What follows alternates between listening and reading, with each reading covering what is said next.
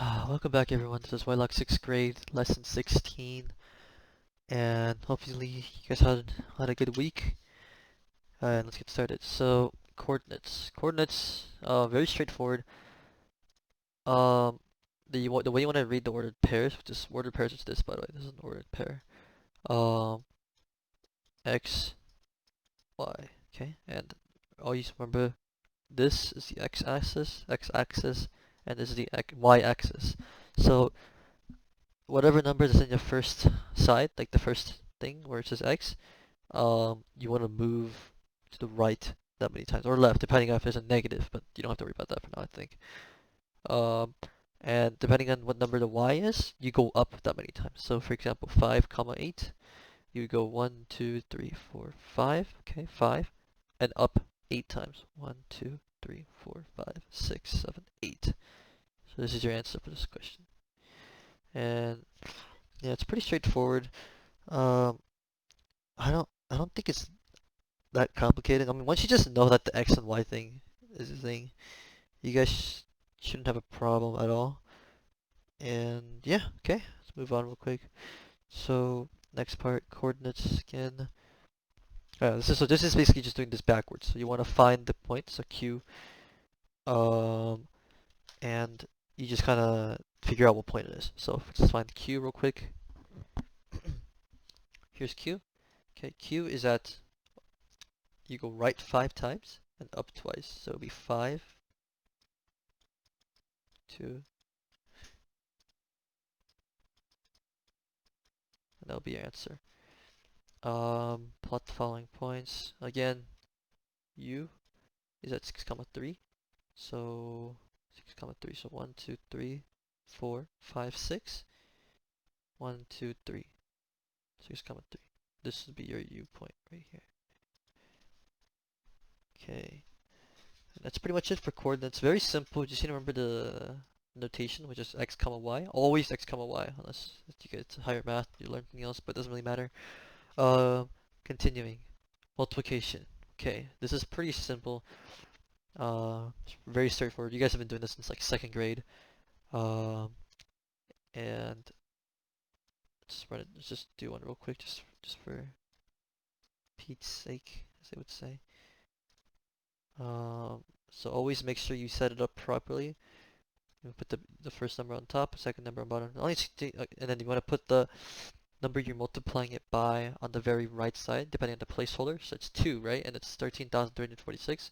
So 2 is in the one place, 6 is in the one place. So you put it right below 2, 6.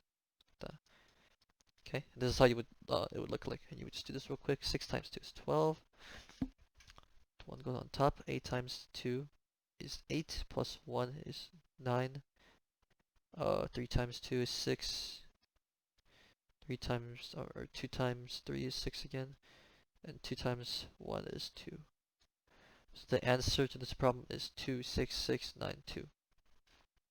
And yeah, it's pretty much it for this. It's very simple. It's only single digit from big numbers. You don't have to really worry about adding the numbers that you have to, like you found, like if you have bigger numbers, it'd be like 62. You'd have to find whatever that's here, and then you would have to add it all up and stuff like that. So you don't have to do any of that for this, which is nice.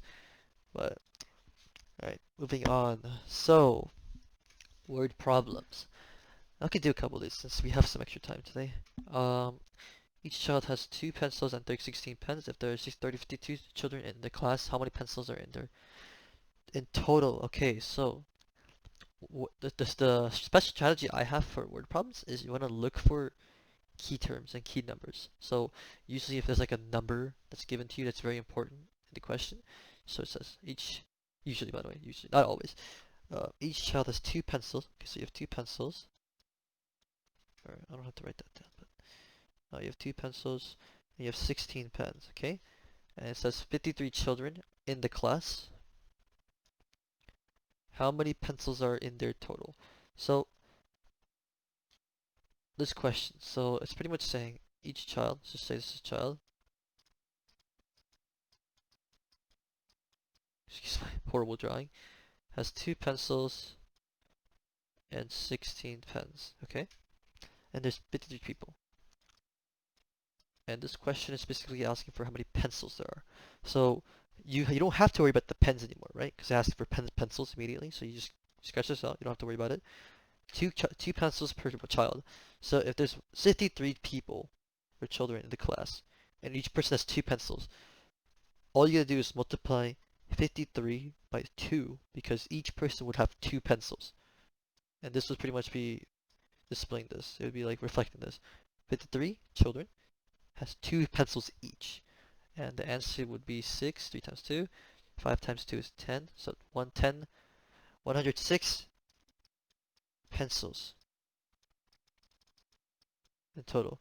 Because each child has 53, and so it logically makes sense for each child to have, or for the total pencils to be 106 because it's double the amount of children. Alright, let's just do one more because I have extra time. Um, Number 5. Mildred wants to split a collection of apples into groups of 78. Mildred has 3 to 12 apples and 6 bottle caps. How many groups will be created? So, again, focus on the numbers that's given to you, the information that's given, the important information. So, it says he wants to split a collection of apples into groups of 78. Mildred has 3 to 12 and 6 bottle caps. So, the way he does this is, let's see here.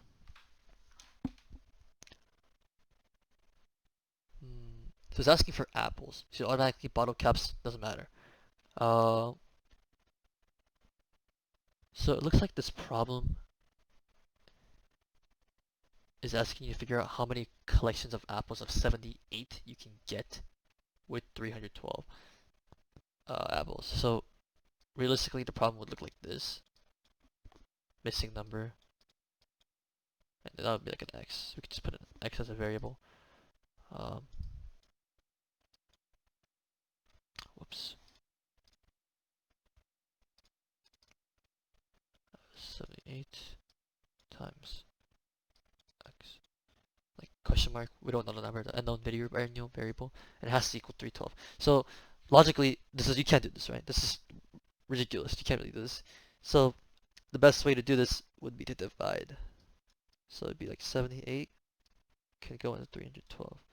So how many times can 78 go into 312?